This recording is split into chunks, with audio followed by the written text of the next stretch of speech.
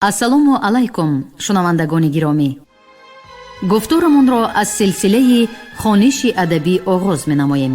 ба таваҷҷӯҳи шумо бозгӯи китоби асосгузори сулҳу ваҳдати миллӣ, пешвои миллат, президенти ҷумҳурии Тоҷикистон муҳтарам Эмомалӣ Раҳмон, чеҳраҳои мондагор. ровӣ Ализода Абдурашид Хоҷамқул. гуфтори 35.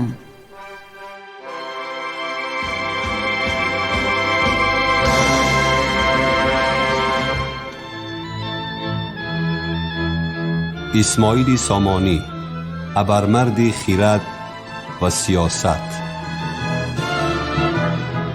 شکست دولت سامانیان رسا 1000 سال قبل از این معنای کاملا از بین رفتن سنت دولتداری تاجیکان را نداشت. دولت‌های بعدینه غزنویان، سلجوقیان، قرخانیان و خوارزمشاهیان سعی و تلاش می نمودند که نظام سیاسی و دولتی و اجتماعی و فرهنگی سامانیان را ادامه دهند. در این دوران باز یک دولت دیگری تاجیکان، دولت غوریان، عرض هستی نمود. ولی تجاوز مرگباری مغول و وارثان آن به سنت دولتداری و استقلالیت ملت تاجیک ضربه جانکاهی زد. با وجود این همه ضربه های پی در پی، تلاش های استقلال خواهی و وطن پرستی تاجیکان خاموش نگشت. جنبش استقلال خواهی سربداران خراسان عنصرهای مهمی سنت دولتداری سامانیان را حفظ و احیا کردند. حتی دولت‌های من بعد از جمله امارت بخارا خود را وارث سنت‌های دولتداری سامانیان می‌دانستند و عنصرهای مهمی این دولتداری را حفظ و نگهداری می‌نمودند. پس از سقوط سلاله سامانیان، هرچند خلق تاجیک از دولتداری خود محروم گردید، زبان تاجیکی همچون زبان دولتی مقامی پاینده داشت. تمام کارهای تشکیل و تنظیم دولتداری، نظام مملکتداری، اداره دیوان و دفتر، کارگزاری محض با زبان تاجیکی صورت می گرفتند. پیش بردن سفارت و تجارت، تنظیم دخل و خرج، تحکیم پایه های اقتصاد کشور، سروری حوزه های علمی و ادبی و غیره سنت صاف تاجیکانه داشت، اما مقام پادشاهی و زمامداری مملکت به دست دیگران بود. در این مدتی طولانی دشمنان ملت ما کوشش‌های زیاد نمودند که نام تاجیک را از صحیفه تاریخ بیرون افکنند. ولی ملت سربلند تاجیک توانست که در مرحله‌های حساس و آزمایش‌های بیشمار تاریخ اصالت ملیش را حفظ نماید، نام، زبان، فرهنگ، دین و آیین و سنت‌های دیرینه اش را نگاه دارد. تجربه تاریخی نشان می‌دهد که یگان ملت بدون بهره‌ور شدن از تمدن خلق و ملت‌های همجوار با سری تنهای خود ملت توانا و با فرهنگ شدن نمی‌تواند.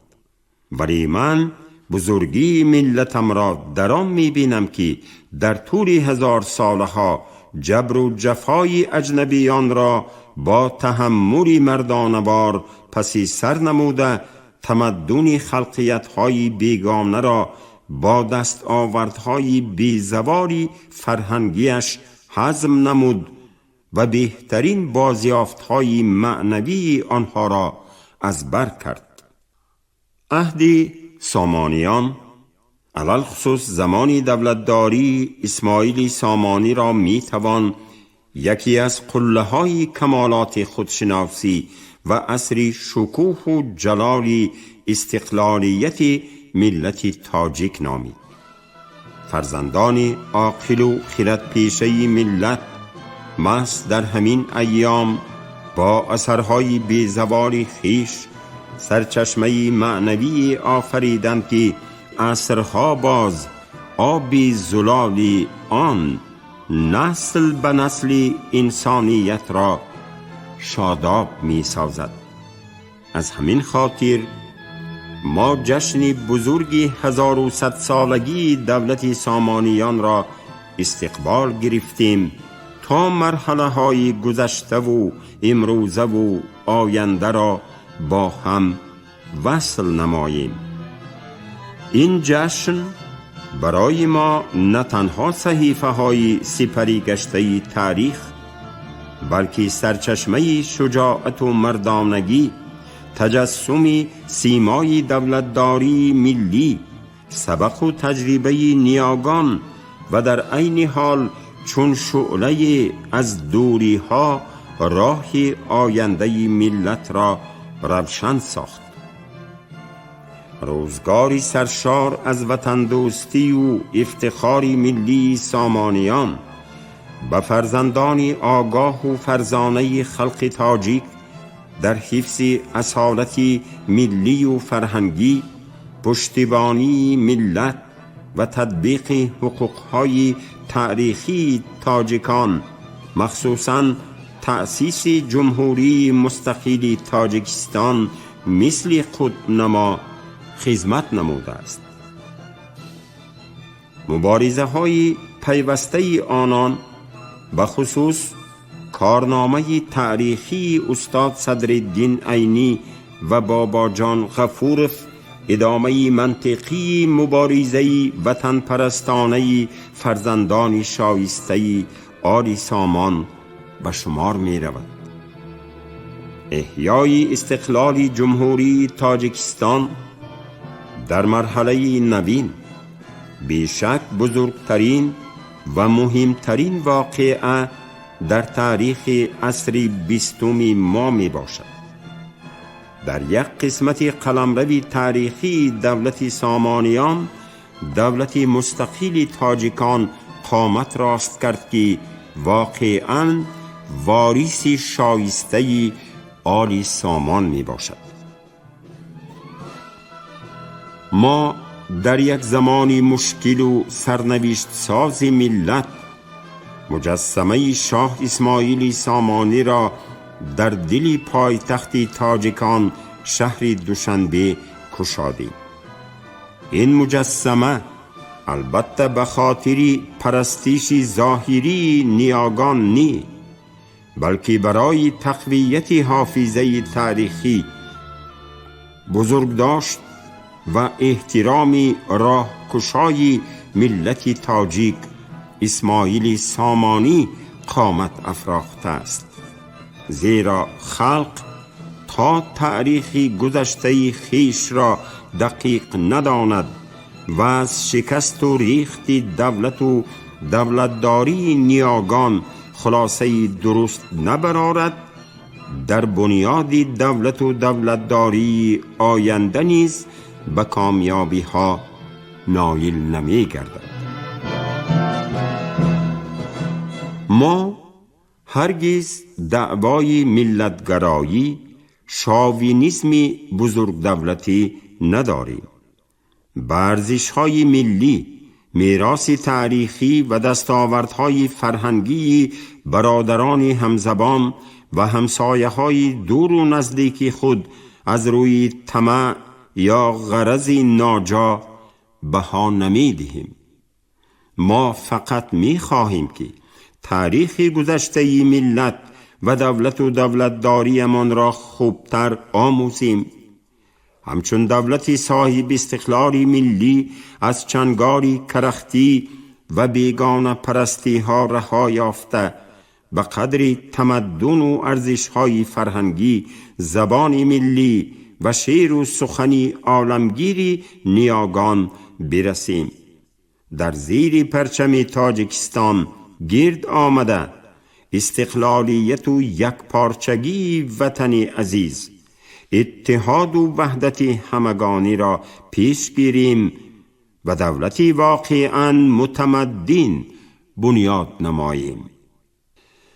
تاریخ مشترک و فرهنگ همجوار و جغرافیای سیاسی عصرهای گذشته نباید شرح و تفسیری یک طرفه یافته بر روند حیات امروزه تشکل استقلالیت و دولتداری نوین تأثیری ناگوار رساند.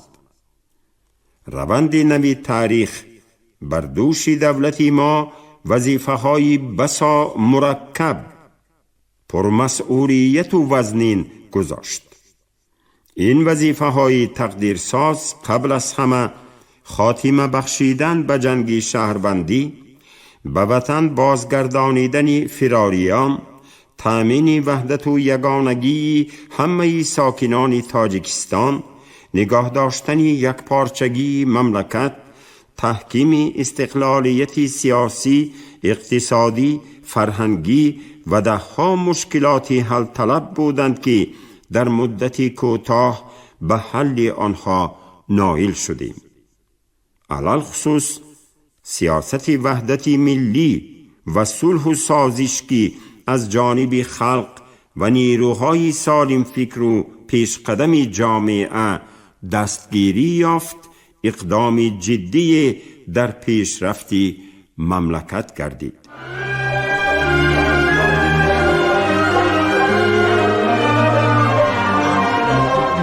خوشبختانه به شرافت دیگرگونی‌های معنوی و مدنی توجه مردم و بخصوص جوانان روشندل نسبت به دوران باستان، نسبت به آنانی که در سرچشمه زندگی نسل کنونی خلق تاجیک قرار داشتند، نسبت به آنانی که گادها و به طور عموم اوستا را به وجود آوردند بیشتر گردید و در دوران صاحب استقلالی دولتی میراث قدیمی از نیاگان به یادگار مانده ما در فرهنگ خودآگاهی ملی ما مقام سزاوار خود را کسب نمود.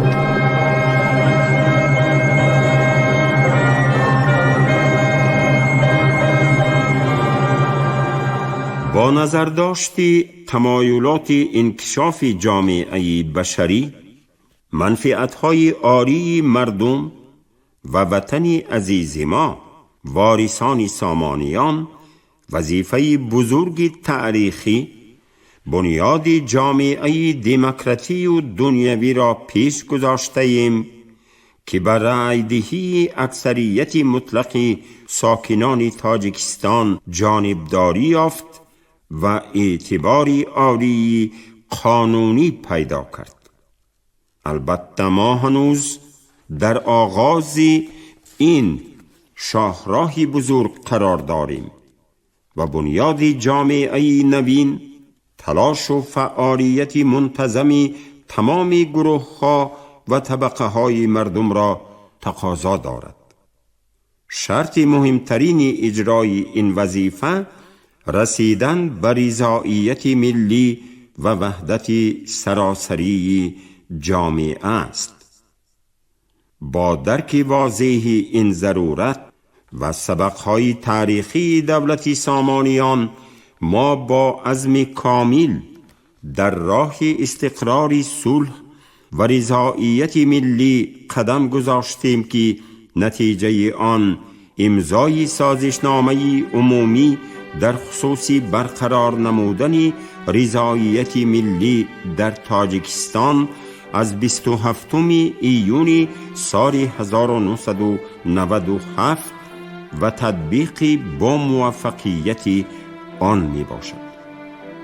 در این راه به ما عقل و ذکاوت نیاگان برومند و رویدادهای عبرت‌آموز تاریخ، علل خصوص تجربه دولتداری اسماعیل سامانی سبق داد.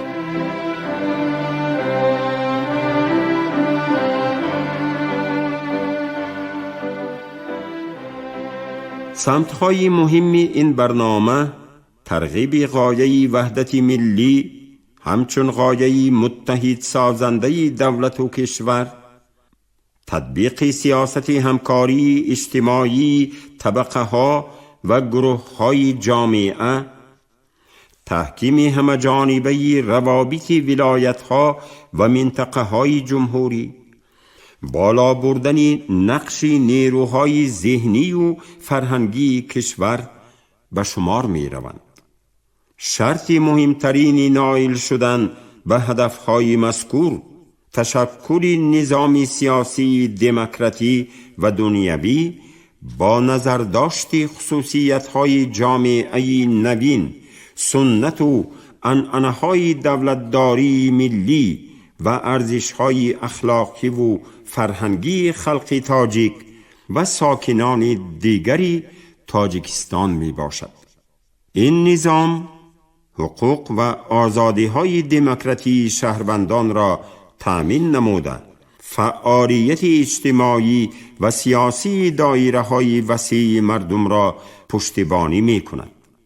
بنیاد و تحکیم دولت صاحب استقلال و دموکراتی تاجیکستان بدون پیشرفت اقتصادی توانایی ملی عملاً ناممکن است. ما جانبداران نظام اقتصادی بازاری می باشیم، ولی بر آنیم که این نظام باید ماهیت اجتماعی داشته باشد. در مرحله دشواری تشکل رکنهای اساسی این نظام نقش تنظیم کننده دولت ضرور است.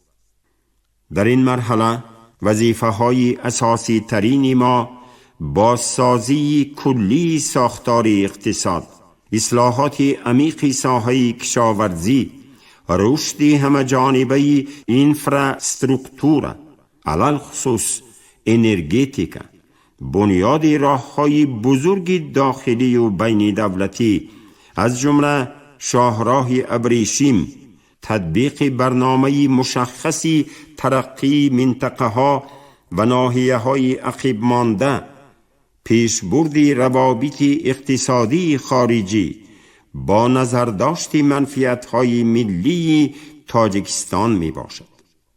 در عین حال تکیه به نظام دقیق اداره کنی و تکنولوژی، گسترش همه‌جانبه شبکه تعلیم و اطلاعات و بازآموزی کادرهای اقتصادی از هدفهای نوبتی ما به شمار می روند. سمت نهایت مهم سیاسی دولت تاجیکستان سیاست فعال و هدفمند اجتماعی می باشد. هدف اساسی این سیاست تامین عدالت اجتماعی در چارچوبه ارزش‌های دموکراتی، حفظ اجتماعی مردم، رشد همه‌جانبه و دسترس نظام معارف، ساحه تندرستی، تامین حقوق زنان، حفظ عائله و پیشبرد سیاست عاقلانه دموگرافی، تنظیم عرف و عادت و رسم و آیین‌های عنعنوی، حفظ محیط زیست و طبیعت ناتکراری مملکت می باشند. تشکل دولتداری نوین و رشد همه‌جانبه آن با احیای هویت ملی و اصالت فرهنگی پیوندی ناگسستنی دارد. از این رو ما در گسترش همه‌جانبه زبان ادبی تاجیک، انتشار و ترغیب میراث فرهنگی، ارزش‌های والای اخلاقی و معنوی، پیشبرد سیاست هدفمند علمی و تکنیکی، دستگیری همه‌جانبه اهل علم و ادب و فرهنگ فعالانه تلاش خواهیم کرد. دولت صاحب استقلال تاجیکستان در حفظ حقوق‌های معنوی، منفعت‌های ملی و اصالت فرهنگی تاجیکان برون مرزی مسئولیت تاریخی و معنوی دارد. ما برانیم که مرزها نباید سد راه رابطه‌های فرهنگی خلقها و همکاری‌های سود بخش گردند. تاجیکستان خانه امیدی تمام تاجیکان جهان، وارثان تاریخ و فرهنگی سامانیان بزرگ می باشد. ما سعی خواهیم کرد که این امیدگاه نقطه جذب مهر و محبت و آرزو و آرمان‌های تمام تاجیکان آسیای مرکزی و کل جهان گردد. ما تاجیکان که از قدیم الایام در قلب آسیا و چهارراه‌های عالم متمدن مقام داریم، همیشه عضو فعال و سازنده نظام تجارتی بین الخلقی و روابط بین دولتی بوده ایم. در آستانه عصر نو و 1000 ساله سیوم، تاجیکستان آزاد و صاحب استقلال عضو دائمی و ترکیبی جامعه جهانی گردید. کشور ما عضو سازمان ملل متحد و دیگر سازمان‌های با نفوذ و معتبر بین المللی بوده با 130 دولت دنیا روابط سیاسی و اقتصادی و دیپلماتی دارد. سمت مهمترین سیاست خارجی تاجیکستان تحکیم روابط استراتژیکی و همه‌جانبه اقتصادی و فرهنگی با فدراسیون روسیه و دیگر دولت‌های اعضای اتحاد دولت‌های مستقل است که جوابگوی منفعت‌های خلق تاجیک و تأمین امنیت و ثبات سیاسی در آسیای مرکزی می باشد. تاجیکستان که در راه ایجاد جامعه دموکراتی قدم‌های تاریخی می بردارد، به گسترش روابط با کشورهای پیشرفته دموکراتی جهان از جمله ایالات متحده امریکا، آلمان، فرانسه، بریتانیا، ایتالیا، ژاپن و کشورهای دیگری شرق و غرب اهمیت بزرگ می دهد. گسترش و تحکیم روابط دوستانه و همکاری‌های همه‌جانبه با کشورهای همزبان و همفرهنگ افغانستان و ایران، کشورهای عرب از سمت‌های مهمی سیاست خارجی تاجیکستان است. در مجموع، سیاست خارجی تاجیکستان سیاست صلح، روابط همکاری، حسن همجواری، دوستی خلقها و کشورها می باشد که جوابگوی منفعت‌های عالی وطن، امنیت و ثبات منطقه و تمام جهان است.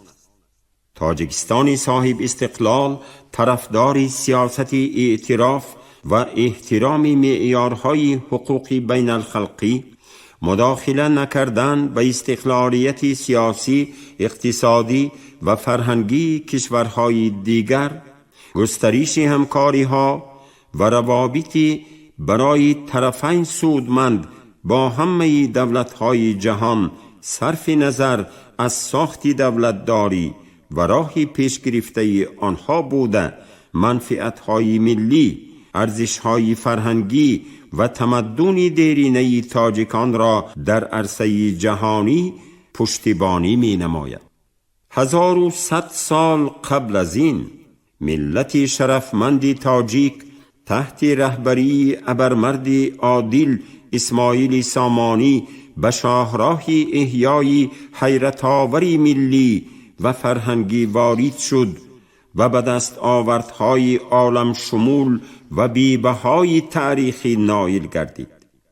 بعد 1100 سال این گردش تاریخی، ما تاجیکان باز در روبروی دریافت مقام و جایگاه شایسته در نظام نوین جامعه جهانی قرار گرفتیم.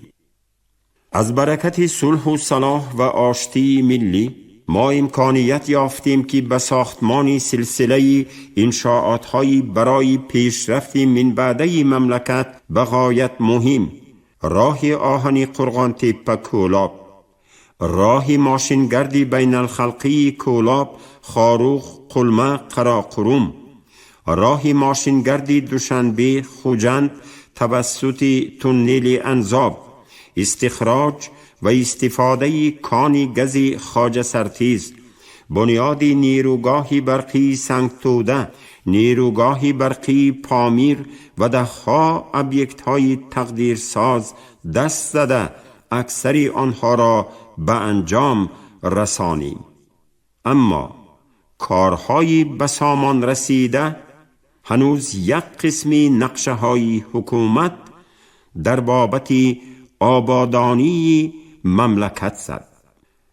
اکثری آنها را به انجام رسانیم، اما کارهای به سامان رسیده هنوز یک قسمی نقشه های حکومت در بابت آبادانی مملکت است.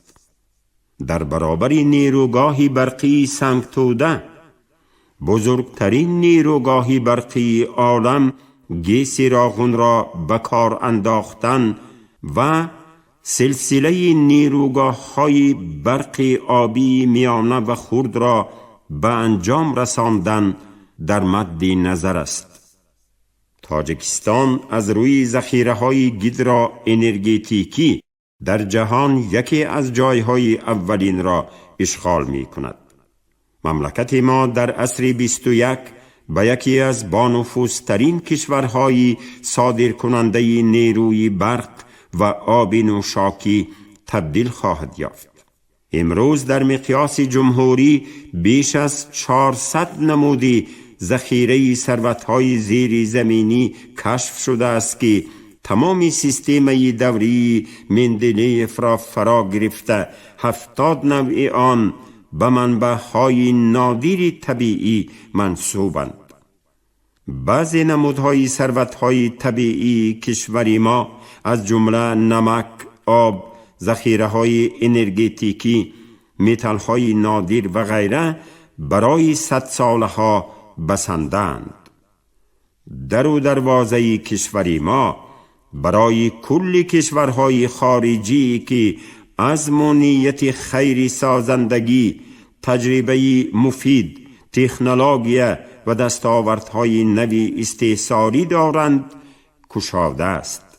قانونهای جمهوری ما برای صاحبکاران و سرمایه گذاران خارجی امتیاز و سبوکی های زیادی را پیش بینی کردند. انتهای عصر 20 و آغاز 1000 ساله سیوم بر دوش دولت صاحب استقلال ما وظیفه های نو و مسئولیت بسا بزرگ گذاشت، زیرا عصر نوین، عصر فضای بی انتهای دستاوردهای اطلاعاتی، نظام دقیق ترین اداره کنی و تکنولوژی جدید انکشاف و تحلیل و خلاصه برآوری های عمیق خواهد گردید.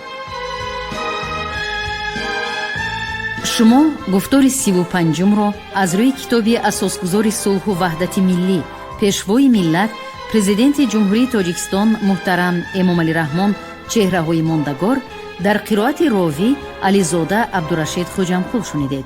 کارگردان شیرعلی نغزلی، منظم آواز کریم طالبوف. پایان گفتار از سلسله خوانشی ادبی.